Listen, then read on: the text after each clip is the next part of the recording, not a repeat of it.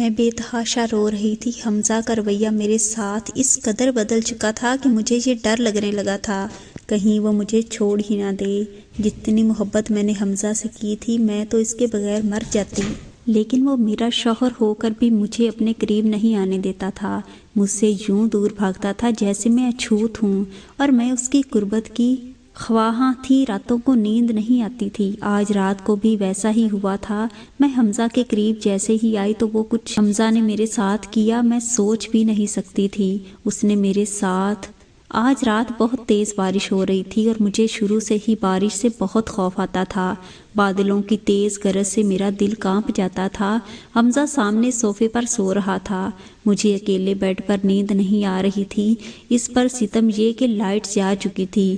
سامنے صحن میں کھلنے والی کھڑکی سے آسمان پر چمکنے والی بجلی کی لائٹ جب کمرے میں آتی تو میں ڈر کر کانپنے لگتی۔ بارش تو یوں بھی جیسے آج ہر طرف طوفان برپا کر دے گی۔ خوف کے مارے میں نے بیڈ کی چادر کو دبوچنا شروع کر دیا تھا۔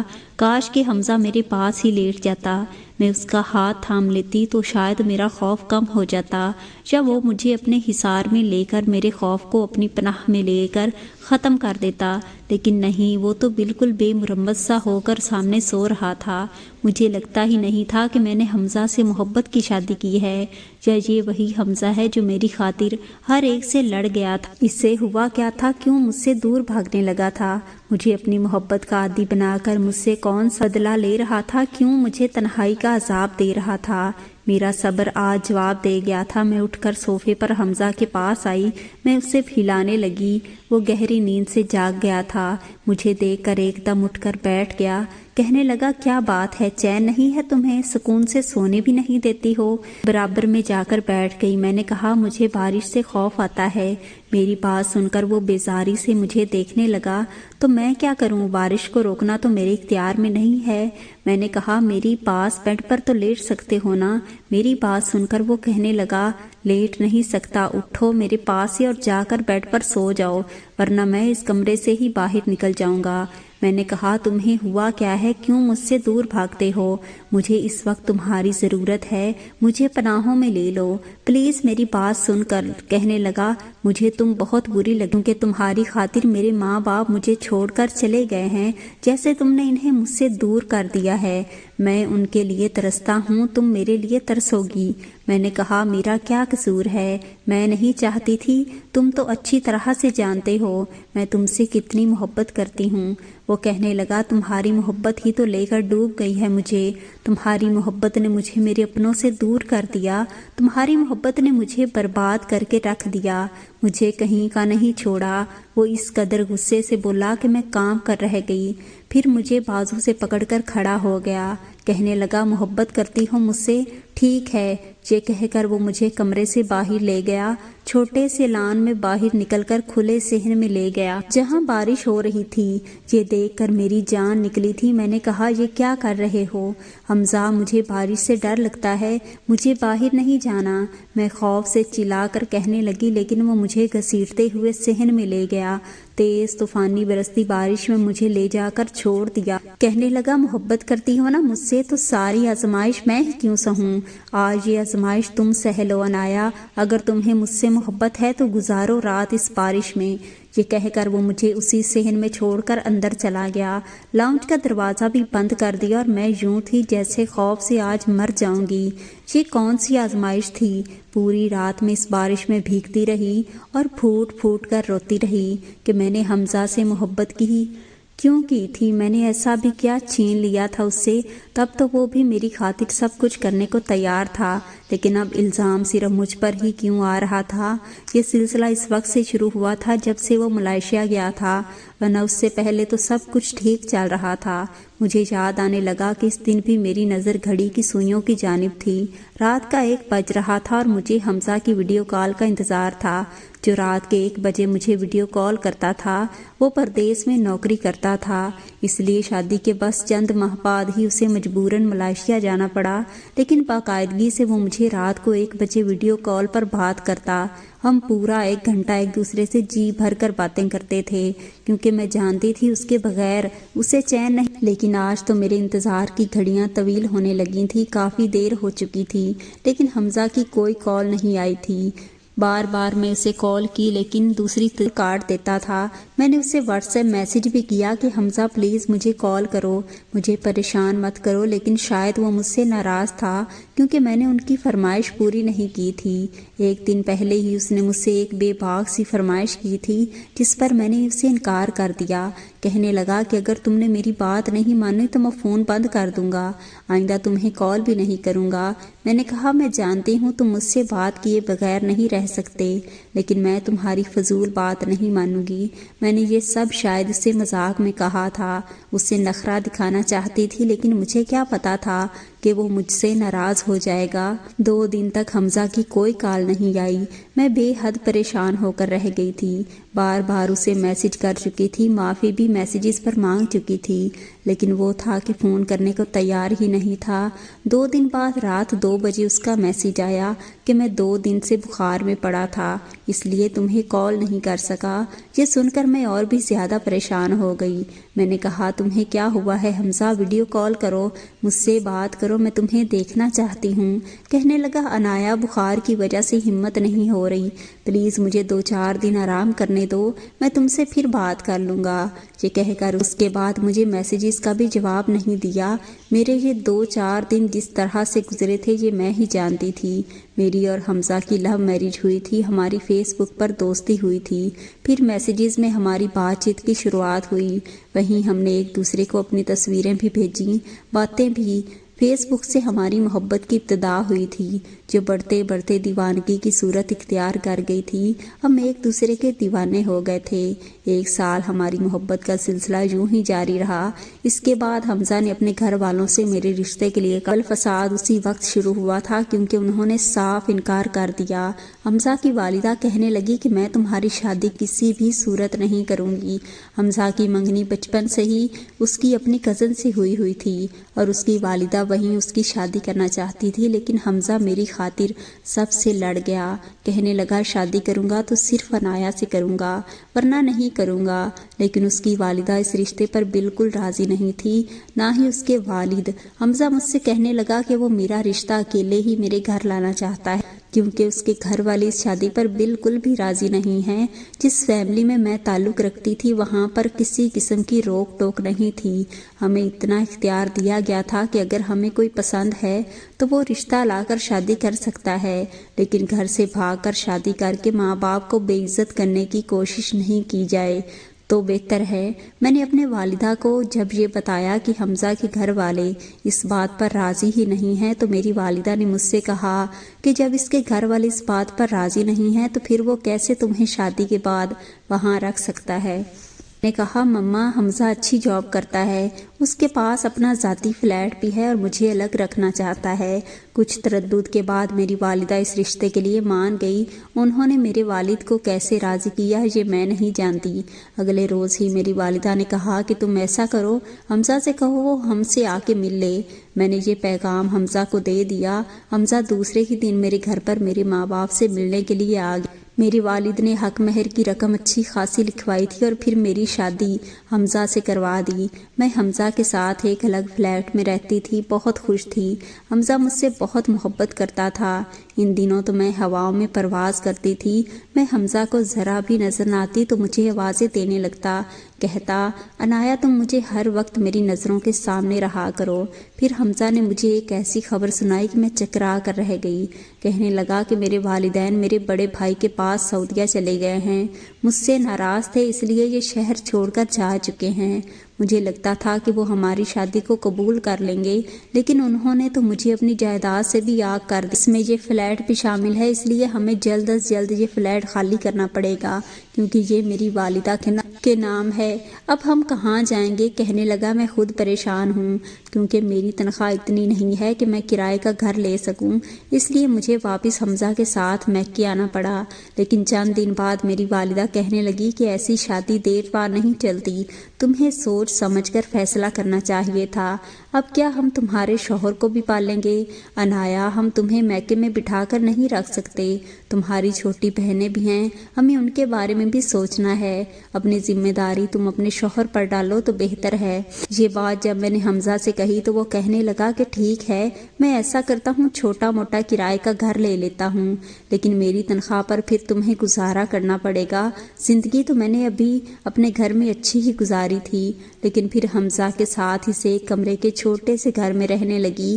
ایک بار حمزہ مجھ سے کہنے لگا کہ وہ پاکستان میں رہتے ہوئے کبھی بھی اپنا گھر نہیں بنا سکتا، اس لیے اگر وہ باہر جاب کے لیے اپلائی کر دے تو ممکن ہے ایک چھوٹا سا 2 کمرے کا فلیٹ لے۔ میں بھی اس بات پر راضی ہو گئی۔ اگلے ہی مہینے حمزہ کو ملائیشیا میں جاب مل گئی، یہاں تک کہ اس کا ویزا آ گیا اور میں بہت رو رہی تھی۔ حمزہ کی ملائیشیا میں نوکری لگی تھی اور کہنے لگا بس 1 سال کی بات ہے، میں اتنا پیسہ کما لوں گا کہ یہاں پر اپنا گھر لے سکوں، پھر کوئی مسئلہ نہیں ہے، پھر میں یہیں جاب کروں گا اور مجھے بہت اچھی جاب مل جائے گی کیونکہ میرے پاس ملائیشیا میں جاب کرنے کا ایکسپیرینس بھی ہوگا۔ وہ مجھے باتوں سے بہلانے کی کوشش کر رہا تھا لیکن میں روئے جا رہی تھی۔ مجھے اس بات کا بھی غم تھا کہ حمزہ کے والدین نے مجھے قبول نہیں کیا، کاش کہ وہ مان جاتے تو ہماری زندگی میں مزید آسانیاں پیدا ہو جاتیں۔ ایک اکیلے گھر میں رہنا میرے لیے بہت مشکل تھا۔ جانے سے پہلے حمزہ کہنے لگا میں روز تمہیں ویڈیو کال کروں گا۔ میں حمزہ کی مجبوری کو جانتی تھی۔ جانے سے پہلے مجھ سے کہنے لگا ملائیشیا پہنچ کر میں تمہیں بہت بڑا سرپرائز دوں گا۔ میں اس کی یہ بات سمجھ نہیں پا رہی تھی کہ وہ کیسا سرپرائز مجھے دینا چاہتا ہے۔ بہرحال مجھے چھوڑ کر وہ ملائیشیا چلا گیا، لیکن روزانہ باقاعدگی سے مجھے 1 بجے کال کرتا تھا، مجھ سے جی بھر کر باتیں کرتا تھا، لیکن پچھلے چند دن سے حمزہ کا رویہ مجھے بہت عجیب لگ رہا تھا۔ میرا دل برے طریقے سے گھبرانے لگا تھا کیونکہ 8 دن گزر گئے تھے اور حمزہ صرف میسیج پر بات کر رہا تھا۔ بات کیا کر رہا تھا، بس مجھے بہلانے کی کوشش کر رہا تھا۔ اب تو میرے دل میں یہ وسوسے بھی اٹھنے لگے تھے کہ کہیں حمزہ مجھے دھوکہ تو نہیں دے، ہو سکتا ہے کہ مجھ سے دل بہلانے کے لیے اس نے شادی کی ہو اور اب ہمیشہ کے لیے ملائیشیا چلا گیا ہو۔ اس سوچ نے تو میری جان نکال لی۔ لیکن کچھ دن بعد ہی حمزہ کی ویڈیو کال، اس کی شیو بڑی ہوئی تھی، چہرہ اترا ہوا تھا، اسے دیکھ کر لگ رہا تھا جیسے وہ واقعی میں بیمار ہو۔ مجھے دیکھ کر کہنے لگا کہ 8 دن سے بخار میں مبتلا تھا، آج ہی ہمت نہیں ہو رہی تھی، لیکن تمہیں اس لیے کال کی تاکہ تمہیں کہیں بے وفا نہ سمجھو۔ میرے دل میں آنے والے خدشے کو اس نے فوراً سے دور کر دیا تھا۔ یہ سن کر میرا دل مطمئن ہو گیا۔ کچھ دن تک حمزہ ویسے ہی بات کرتا رہا، پھر کہنے لگا کہ وہ بہت مصروف ہو گیا ہے، اسے اتنا وقت نہیں ملتا، اس لیے روز روز مجھ سے بات نہیں کہ وہ مجھ سے کم بات کرنے لگا، لیکن پیسے میرا اکاؤنٹ میں باقاعدگی سے بھیجتا جاتا تھا تاکہ مجھے گھر کے اخراجات میں اپنی کوئی تنگی نہ آئے۔ 1 سال گزرنے کے بعد وہ کہنے لگا کہ میں واپس آنا چاہتا ہوں، مجھے تم سے بہت ضروری بات کرنی ہے۔ میں تو یہ بات سن کر بہت خوش ہو گئی کہ وہ پاکستان واپس آ جائے گا۔ میں نے اس بات کی طرف توجہ ہی نہیں دی کہ وہ مجھ سے کیا ضروری بات کہنا چاہتا ہے۔ جانے سے پہلے بھی اس نے ایک سرپرائز کا ذکر مجھ سے کیا تھا، لیکن میں اس بات کو بالکل بھول چکی تھی۔ مجھے حمزہ کے آنے کی اس قدر خوشی تھی کہ بیان سے باہر تھی۔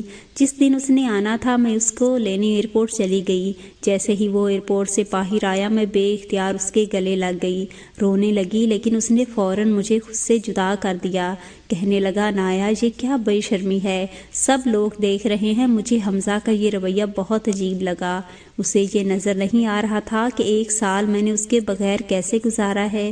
اسے لوگوں کی پرواہ تھی، میری نہیں۔ میں نے اپنے آنسو صاف کیے۔ جیسے ہی میں اپنے گھر پر آئی تو حمزہ وہاں بھی چپ چپ سا تھا۔ میں نے کہا کہ اب کیا ہوا ہے تمہیں؟ کہنے لگا کچھ نہیں، بس بھوک لگ رہی ہے۔ میں اس کی پسند کی بہت ساری ڈشز بنائی تھی، لیکن اس نے کھانا اس رغبت سے نہیں کھایا جیسے وہ کھاتا تھا۔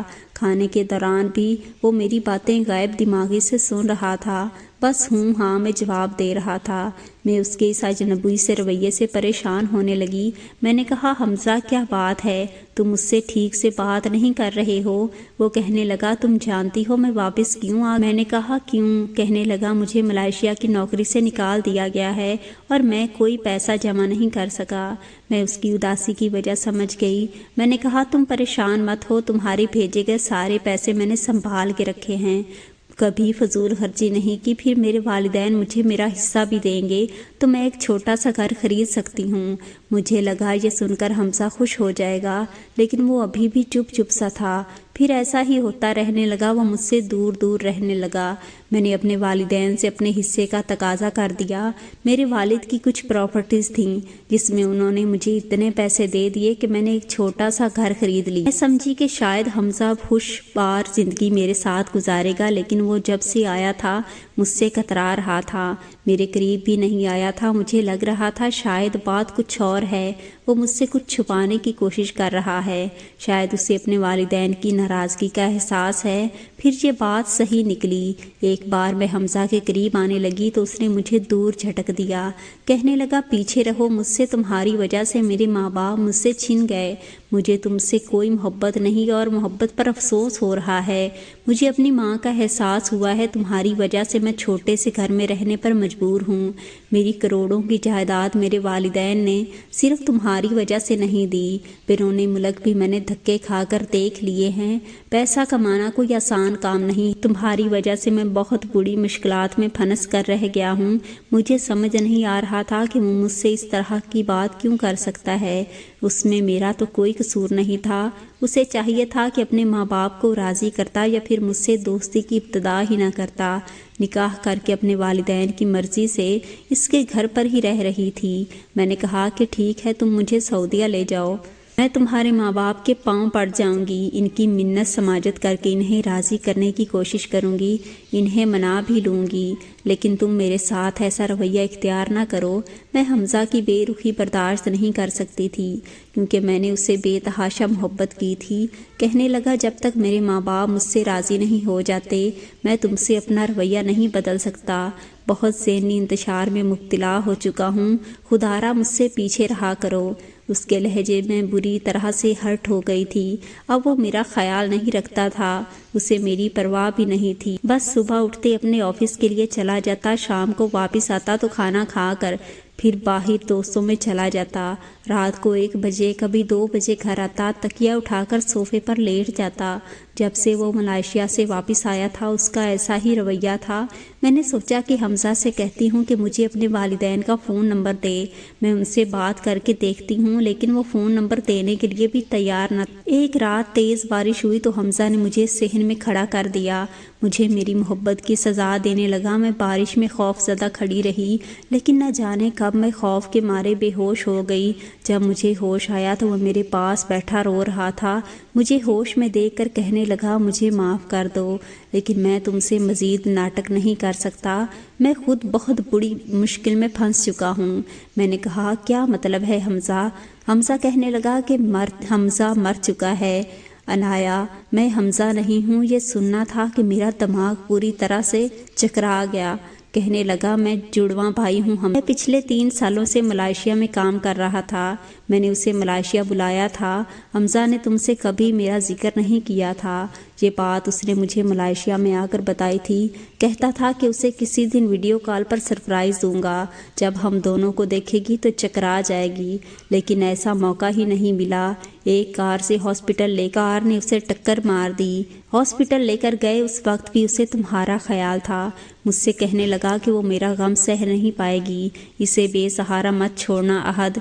मुझे पता है मैं बच नहीं पाऊंगा और मेरे मरने के बाद वो पागल हो जाएगी, इसकी ज़िंदगी बर्बाद हो जाएगी, इसलिए उसे तुम अपना लेना।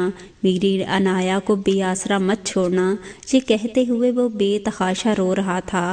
कहने लगा, मैंने उसलिए तुमसे हमजा बनकर बात करना शुरू कर दी। बहुत बार चाहा कि तुम्हें बता दूं, लेकिन हिम्मत नहीं हुई। इसलिए सोचा कि पाकिस्तान जाकर तुम्हें सच बताऊं दूंगा। लेकिन एयरपोर्ट पर ही जिस तरह से तुम मेरे गले लगी थी, जिस तरह से हमजा की 1 साल की जुदाई पर फूट फूट कर रोने लगी थी, मैं घबरा गया था कि तुम्हें कैसे बताऊं। जब भी तुम्हें सच बताना चाहा, तुम्हारी हमजा के लिए शिद्दत से मोहब्बत देखकर میرے ہونٹ چپ کر جاتے تھے، اس لیے چاہا کہ تم سے اپنا رویہ خراب کر لوں تاکہ تمہیں حمزہ سے نفرت ہو جائے اور تم طلاق مانگ لو، لیکن تم ہر آزمائش مجھے دیتی رہی، میرے لیے مزید مشکلات پیدا کرتی رہیں، یہاں تک کہ بارش میں بھی پوری رات بھیگتی رہی، اس لیے مزید تمہارے ساتھ دھوکے بازی نہیں کر۔ میں یہ باتیں دل تھامے سن رہی تھی۔ اس کے بعد تو مجھ پر غشی کے دورے پڑنے لگے۔ میں اٹھتی تو چلا چلا کر حمزہ کو پکارنے لگتی۔ وہ بے وفا نہیں تھا، وہ تو مجھ سے بہت محبت کرتا تھا۔ اپنے آخری وقت میں بھی اسے میری پرواہ تھی۔ جب میں کچھ سنبھل گئی تو احد کہنے لگا، اگر تم چاہو تو میں تمہیں سہارا دے سکتا ہوں، تم سے نکاح کر سکتا ہوں، لیکن میں نے انکار کر دیا۔ میں نے کہا کہ اپنے شوہر کے ساتھ بے وفائی نہیں کر سکتی، لیکن احد کہنے لگا کہ وہ مرنے سے پہلے مجھ سے کہہ گیا تھا، لیکن میں نے انکار کر دیا اور میں اپنے میکے چلی گئی۔ میرے والدین کو جب سچ معلوم ہوا تو کہنے لگے کہ تم کیسے ساری زندگی حمزہ کے نام پر جی سکتی ہو، لیکن آپ بتائیں کیا مجھے حمزہ سے بے وفائی کر لینی چاہیے، جو مرتے دم تک مجھ سے محبت کرتا تھا، میری پرواہ کرتا تھا؟ کمنٹ میں اپنی رائے کا اظہار ضرور کیجیے گا، اور اگر اس طرح کی کہانیاں آپ کو سننا پسند ہیں تو چینل کو ضرور سبسکرائب کر دیں۔ ملتے ہیں کل ایک نئی کہانی کے ساتھ، تب تک دیجیے اجازت۔ اللہ